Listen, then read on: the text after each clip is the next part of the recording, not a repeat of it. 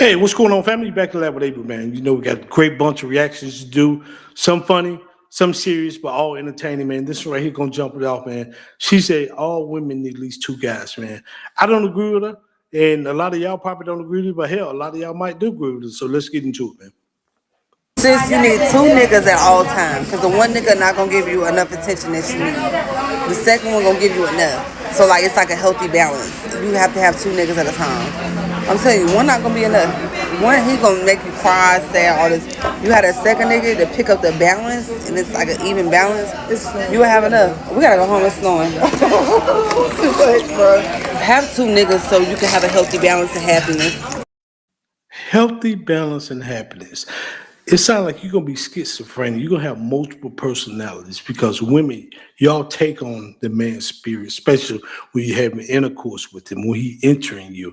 And you got multiple cats. I ain't saying you sleeping with all of them, but you got multiple cats you interacting with, more like you're gonna eventually have intercourse with. Now you're gonna have multiple personalities. That's why you're gonna be right here cuckoo and driving other people crazy. So, hey, don't take this sister advice here, man.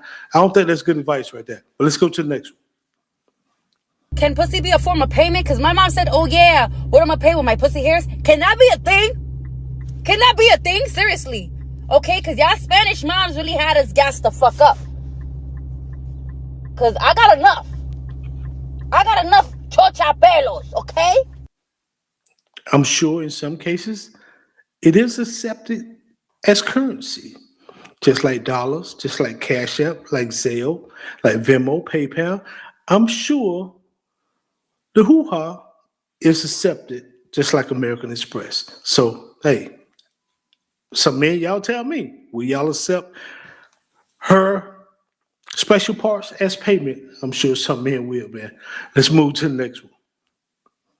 I got a question for the fellas because I'm trying to understand the dynamic now and how all this got misconstrued. Why is it that men nowadays, when it comes to dating, they don't believe in pursuing a woman, aka chasing a woman? What is the big issue with a man pursuing a woman? I don't just mean you making the first move. I mean like you actively pursuing this woman, calling her, texting her, planning dates. Why is it now we're in this day and age where men are like, oh, you could call me, oh, I was waiting on you to call me, I was waiting on you to text me, I was waiting on you to make the first move.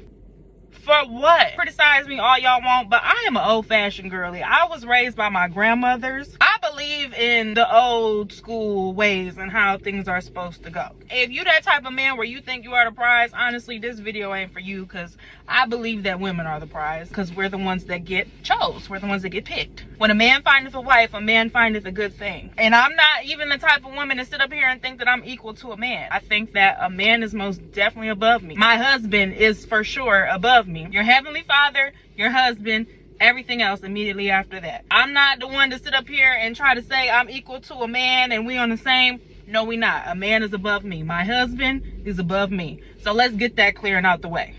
Boom. My biggest issue that I have in my dating life is men are so lazy. I was waiting on you to call me. I was waiting on you to text me. No, sir. You asked me for my number. I gave it to you. It's up to you to call me, check on me, see how I'm doing. You're trying to get me. This is my thing. I don't ever make the first move on a man. I let men come get me. You want me? Come get me. I agree with her at some points, but he who finds a wife finds a good thing, yes. But a lot of women out here is not wives. Just like the Bible spoke of Jezebels and harlots and all kind of stuff. So not every woman is a wife. I think right now a lot of women have played games. We'll go out and take you to 2-3 dinners and take you to trips, and then next thing you know, there's nothing beneficial in it for us. Yes, we can say sex, but most men, that's what we want. Especially when we start pursuing you, that's one of the first things we want. Oh, we want to sit down and have tea and crackers? Probably not.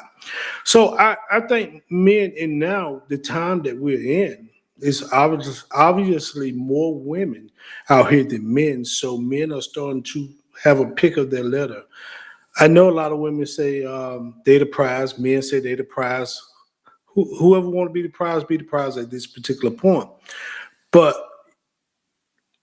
men don't have to chase to have a woman. Not with this climate. And there's some women who would take men out. Let's just be honest. So I understand the old school mentality. Some people got it, but others don't care about the old school. They all have evolved into 2026. So let's go to the next one. Okay, on TikTok again, and I heard a girl say this. Guys, be careful. You can push your girl into the arms of another man by the things that you do. Do you all believe that? Do you believe what you're doing could push your girl to the arms or to the bed of another guy? No, I don't. I think if my lady or a woman run to the arms of another guy or to the bed of another man because of what I might have done or said, she wanted to go anyway. She wasn't concrete in. She wasn't solid with me. It was cracking our foundations long before she wanted to leave. So I don't think a man could run a woman to another man bed. Is she wanted to go either anyway, unless and then if he that terrible, break up, take some time to yourself, get your thoughts together, then go to another guy, but not while you with this dude. So no, I don't think a man can just push a woman away to another man. But that's my opinion. Some people might be different. Let's go to the next one.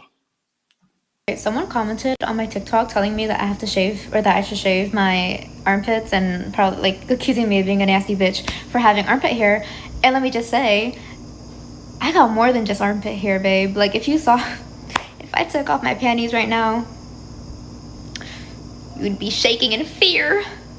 You really would be. But just, I feel like after you turn, like, if you're past 27 years old, you have to do something about yourself if you're scared of some hair. It's like, dude, I'm not shaving no part of my body to be with you. Like, you're just gonna have to get used to it. Like, you're gonna need a machete to like go down there, because baby, I'm wolfing down there 24/7. Like, I just don't shave. If I don't have to shave, I'm not gonna shave, and I don't shave. I could go years without shaving. I've gone years without shaving. Armpit hair is the least of my problems. If you go on years without shaving, you got a wolf. Yes. Let me say, some men like a wolf. Some men like it skint. Some men, you know what I mean? Some men like a brush cut. I guess it's that man's preference and your preference. You know what I mean? To each his own when it comes to that. That's your body. Let's move to the next one. My soon-to-be ex-husband said he think we should really start dating other people. Sir, I've been over here getting Mario coins knocked off this thing. I'm talking about straight taking through there. I'm talking about one hand on neck, one hand on front. So I don't wear frontal. So he take this ponytail like this and yank that bitch back, and then he might take control and just put that bitch on there. Like, I'm talking about straight fucking pound town. I'm talking about face suffocating mattress. Can't fucking breathe. You don't care if I can breathe or not. Like, I'm talking about, I actually think I've been dating already. I think that I've been dating. I think I've been dating a lot. Yeah, now, don't come over here being judgmental, guys. We've been separated for a year. Don't give a fuck. I believe in monogamy. Monogamy don't believe back sometimes. But yeah, I've been enjoying being single somewhat. Yeah, a lot of much. But yeah, fucking, I'm about taking fucking through that. Hey man, that's just if that man taking you through that, you know what I mean? You gotta make sure there's a lot of taking me through that STDs and STIs running around here too. But hey, for you to put that out there, man, you might have your car destroyed, man. You know that man gonna cry. You know a man can't take that type of pressure. You can't come out here and tell that man you getting your back blown out and legally he's still your husband. And man, no, we don't operate. We ego driven. We can't handle that type of information. So you need to keep your head on the swivel, sister. I'm just being honest with you. Let's move to the next one. Damn, that's a lot of information. We need more men in the church, and not because of women looking for partners. No, I'm very big. One, I personally believe that a church cannot grow if it does not have a foundation of married couples, if it doesn't have a foundation of people who are actually living towards the kingdom or moving towards the kingdom and doing it under the covenant of God, right? And I feel like a lot of times things happen because there are no men to hold other men accountable. And when I say that, I mean, when we find these churches or these pastors who are doing all these sick things, it's because no other men are holding them accountable. No other men are saying, hey, we don't do that in this church. Hey, that's not part of the character of this body of Christ. We need more men in the church, but we need more men to hold other men accountable. I know a lot of y'all gonna disagree with me. A lot of men stepping away from church because church became a joke. Let me say that. It's all about fog machines, big lights, and donations. A lot of churches is not teaching the word. A lot of these guys is well-spoken motivation speakers that know how to touch on your heartstrings and get you to pay your last bit of rent money so they can live well.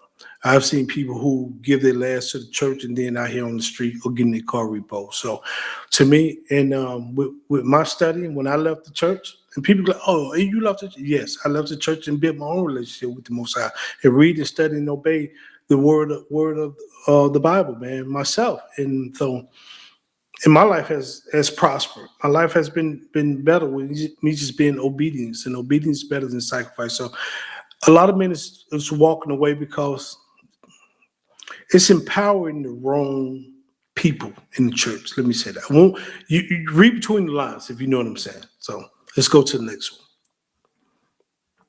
one. I have a question to the men and the men only. Why is it that the older that you get, and if you guys love a woman, and you guys kind of like get obsessed with their pheromones to the point that y'all love the smell of some stank ass booty, like some musty ass booty, like that shit turns y'all on? Because I've met multiple men now that's a big turn on for them, but they're older men. No, heck no. Go in there and wash. Ain't nobody trying to smell that. So, and I'm gonna consider an older man. And I don't know where she getting advice, but no, not the older men I hang out with. No, ma'am. So let's go to the next one. And I knew I was toxic when I was crying over a nigga I was cheating on the whole fucking time. I was crying over this nigga, but I was cheating on the nigga the whole fucking time. I was cheating on him. Y'all always want to be like, you got 4 kids with your baby daddy. I was cheating on that nigga the whole time, but I was crying. I ain't even gonna lie. When I got pregnant, I ain't know who the fuck my baby daddy was. Damn near for all my kids, except for the last one. I knew that was Chris's baby. I didn't never have to even think who I thought that baby daddy was. I knew it was Chris's baby. But them other 4, I ain't know who their daddies was. I ain't even gonna lie. It was this nigga from Atlanta. He swore my oldest son was his. I was like, no, it's not. I'm telling you, it was my baby daddy. He was like, no, that's my baby. I was like, no, it's not. It's not yours. He was like, girl, you had just got back home. And so how you already pregnant? I said, nigga, the day I touched down, I busted down. I'm trying to tell you. He was like, nah, that's my baby. I said, no, it wasn't, because your pee-pee was too big to even go up in my hole, nigga. What? It was. I remember that day like it was yesterday. Oh, my gosh. And I was 17. I probably didn't have no business doing half the shit that I was doing. But when that nigga whipped that out, I said, that's not going to fit. And it didn't either. It didn't. But I was cheating on all, you know what? This is the longest time I've ever been faithful in my life, because I probably cheated on every nigga that I was with, and I cried over every nigga. Not every nigga. Not everyone. But if I did cry over that nigga, I was crying. But in the back of my head, I was like, fuck, I was cheating on that nigga. I'm gonna have to hit up with the Kevin Samuel. You can't make this mess up, bro. Golly. You can't make it up, man. I'm gonna let the comments handle that, bro. She said she didn't know who the kid's father was for the first 4.